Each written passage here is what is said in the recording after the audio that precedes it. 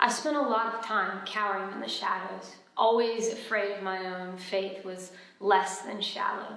And I've been convincing myself that this fear is not real. But the problem is I can only conceal so much because I can't actually heal all the wounds I've been dealt in a lifetime. They feel like they'll last forever, like I'll never get away from them. And there's so many questions. Our world's full of them. Like, what's the future going to look like? Whose love is counterfeit? Will I ever be successful? Will I finally make it? Will I fulfill my dreams? Will I get sick? Will I ever have enough faith to finally fight it? A mustard seed.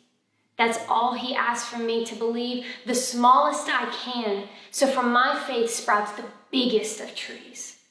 And I stop making everything about me. But when will fear stop gripping me? When I stop looking at the waves and at the Father's sea, he's reaching out to you and me, inviting us on those waves, telling us to look him in his eyes and not how the world could possibly cave in around me.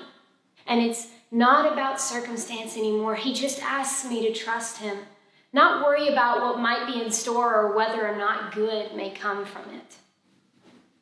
See, I've become so worried about man and man's opinion, begging people to love me, trying just to win them. But today, God reminded me that the only thing that matters is eternity. Not whether or not people like me or agree with me. And the best part about it is no one can control my future except the Father who has chosen me. If he's the only one who holds my eternity, what shall I fear? Whom shall I fear? This world can't unwrite my name from the Lamb's book of life. It's forever written in blood, Jesus' death and resurrection. Give me that right. I will not fear anymore. No sickness, no plague, no opinions on a Facebook page, no evil, no person, not even the enemy. For he doesn't even have the right to control my eternity, not when I'm going to dwell with the King of Kings. No, fear is not from God.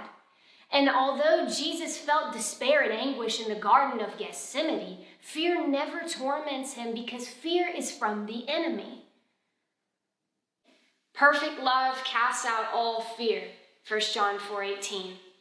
I spent so long trying to make myself better, like an upgraded version of flesh would ever satisfy the spirit inside me, trying to be like the Father. But Jesus, he trades ashes for beauty so he can turn my fear into love, into faith, into trust. And then finally, I'll be looking more like Jesus, not just an improved Emily.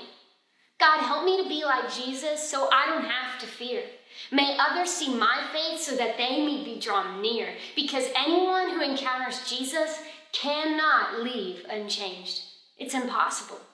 You can never be the same.